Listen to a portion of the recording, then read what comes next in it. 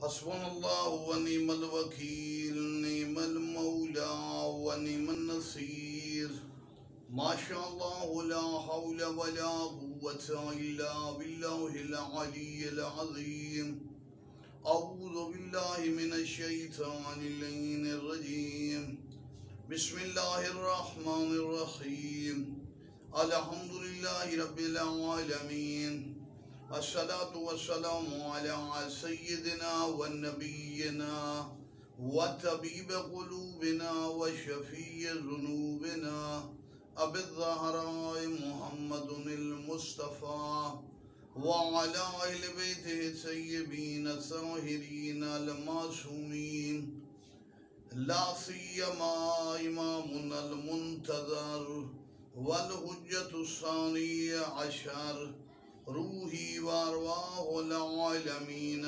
لتراب مقدمہ الفدا اما بعد فقد قال اللہ تبارک وتعالی فی کلامہ المجید وفرقانہ الحمید بسم اللہ الرحمن الرحیم قل جاء الحق وزهق الباطل ان الباطل کان زہوقا۔ پروردگار عالم کا احسان ہے کہ اس نے دین اسلام اچھائیاں اخلاق کے ساتھ حق ہستیوں کی پہچان بھی کرائی، وہ علامت حق ہستیاں حق کی اور دین کی بلندی کی علامت اور علم بن کے نظر آئے۔ 14 معصومین حق ہیں، لیکن حق کے مکمل غلبے کی علامت حجت زہرا، حجت دورہ، یوسف زہرا، مہدیہ آل محمد نظر آئیں گے۔ امام زمانہ علیہ السلام حقانیت کی اس فتوحات کے عظیم رہبر، ولایت کے بادشاہ اور کائنات کے چپے چپے پر فتح کی علامت ہوں گے۔ احباب نے پوچھا تھا کہ کون کون سے علاقے میں امام زمانہ تشریف لائیں گے اور امام کی یلغار کیا ہے۔ ہم ایک کلپ میں تو نہیں بیان کر سکتے، بقیت اللہ ٹی وی کو سبسکرائب آپ ضرور کریں گے۔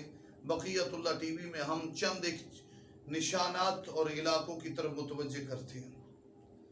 سب سے پہلے امام کی فتوحات کا سلسلہ سرزمین حجاز، مکہ اور مدینہ سے شروع ہوگا، جس کے متعلق محمد باقر مجلسی، جن کو بواب الائمہ، مجدد مذہب شیعہ کہا جاتا ہے، کہ امام کا سٹینڈنگ آغاز، پہلا آغاز نقطہ یلغار فتوحات اور حکومت کا آغاز، یخرج المہدی فی قریۃ یقال لها قرعہ، یمن اور مکہ کے درمیان بستی قرعہ سے نکلیں گے۔ پہلے جب امام زمانہ مدینے میں داخل ہوں گے، مکہ میں داخل ہوں گے، پہلے آغاز میں تو لوگ نہیں پہچانیں گے۔ میں نے کتب میں پڑھا کہ آگے بھیڑ بکریاں ہوں گی اور امام مسجد الحرام میں داخل ہوں گے۔ سٹینڈنگ آغاز میں امام کی یلغار، پیش قدمی اور دشمنوں کو جو ڈیفیٹ ہے اور امام کی جو وکٹری ہے وہ مکہ سے آغاز ہوگی۔ حضرت وادی بستی قرعہ سے اچانک مکہ میں داخل ہوں گے، پہلے مکہ میں فتح کریں گے۔ کیا عجیب روایت اپنے آباء و اجداد سے مل گئی۔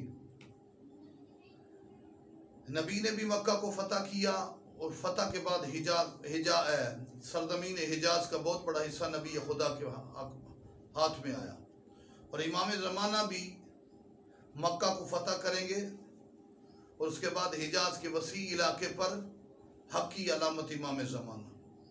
امام کی یہ جنگیں، یہ فتوحات نانا کی طرح، نانا نے بھی حجاز پہ فتح حاصل کی، امام زمانہ۔ اس کے بعد مولا علی ابن ابی طالب علیہ السلام، فرسٹ لیڈر، معصوم لیڈر، جن کی جنگیں، وار اور وکٹری سرزمین عراق میں نظر آئی۔ کوفہ، مولا علی کوفہ میں آئے، اس کے بعد صفین اور عراق کو سیف کیا، اس طرف سے شام کے لیے راستہ بند کیا، دوسری طرف مولا کی حکومت جغرافیائی نقشے کے لحاظ سے پھیلی ہوئی تھی، کرمان، تربت، مکران، موجودہ کراچی تک، پورا عجم، غور، افغانستان، پاکستان کے علاقے، خاقان چین تک، صرف بنیادی خطرہ شام کی طرف سے تھا، امام نے اس کو سیف بھی کیا، ان فتوحات میں وکٹری اور امام کی پاور مولا علی کی نظر آئی۔ اسی طرح جس طرح نانا نے حجاز کو فتح کیا، امام زمانہ حجاز کو فتح کریں گے، اسی طرح جیسے دادا علی نے سرزمین عراق میں جنگیں کی اور تقریباً فتوحات، ٹھیک ہے خیمے سے پہلے عیاری اور کی وجہ سے بچ گئے، لیکن مولا نے ایک بہت بڑی شکست دی، بہت بڑی فوج ختم ہوئی۔ جس طرح مولا علی نے صفین میں فتح حاصل کی، اسی طرح عراق کے وسیع علاقے پر امام زمانہ قبضہ کرنے کے بعد کوفے کو اپنا کیپٹل دارالحکومت بنائیں گے، جس میں 1.5 کروڑ افراد امام کے پیچھے نماز پڑھیں گے۔ تیسری فتوحات کا سلسلہ مولا علی رقہ تک گئے، امام زمانہ رقہ تک جائیں گے شام کو فتح کرنے کے بعد۔ تیسرے مرحلے میں اس ملک شام، فلسطین، اردن، لبنان کے اس وسیع علاقے میں، اور کچھ ہی سالوں میں امام زمانہ مشرق وسطیٰ کے وسیع علاقے پر میرے مولا کی فتوحات۔ تو نشان ذہن میں رہے، کرآ سے مکہ، مکہ سے مدینہ، پھر حجاز، پھر صحرائی علاقوں کو ذوالفقار کی یلغار سے چیرتے ہوئے ختم کرتے ہوئے اس ملک عراق پر قبضہ کریں گے۔ اس کے بعد امام کے کچھ کمانڈرز کے بارے میں نے پڑھا ہے، تو کچھ کمانڈر امام کے یہ جو علاقے ہیں متحدہ عرب امارات، عمان، اس علاقے میں کچھ کمانڈر کنٹرول حاصل کریں گے۔ شعیب بن صالح تمیمی ایران اور سید حسنی سمرقند سے آئیں گے امام، اور اس طرف سے امام کو ایران کے علاقے میں فتوحات کی ضرورت نہیں پڑے گی، کیونکہ امام کے کمانڈرز دینور، نہاوند اور اہواز کے علاقے استخر تک قبضہ کر لیں گے۔ امام زمانہ کی فتوحات کچھ کمانڈرز علاقے امام کے حوالے کریں گے، سید حسنی سمرقند سے آئیں گے، ماورا النہر سے جناب شعیب بن صالح تمیمی، اسی طرح کچھ کمانڈر امام کے چین سے اور ہندوستان سے آئیں گے۔ یہ فوج مجتمعی شکل میں ایک بہت بڑی کیف بن جائے گی۔ تو پھر پورے ورلڈ کی فتوحات کے لیے امام زمانہ بیت المقدس سے مغرب کی طرف پھر بھی امام کے روایات میں کمانڈرز جائیں گے، چونکہ پیچھے امام لیڈ کر رہے ہوں گے، اور امام کے کیپٹل بھی میں بتا چکا ہوں پہلے لیکچرز میں کہ چینج ہوتے رہیں گے، کوفہ بھی رہے گا کچھ عرصہ، دمشق بھی کافی عرصہ، بیت المقدس بھی، مکہ اور مدینہ۔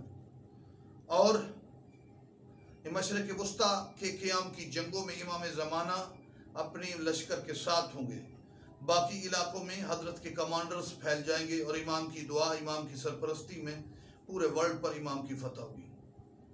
اور امام کے لشکر کی امام مشرق وسطیٰ تک امام کا ظاہری طور پر ویسے تو لیڈ پورے ورلڈ کو کر رہے ہوں گے، امام کا قیام ہوگا۔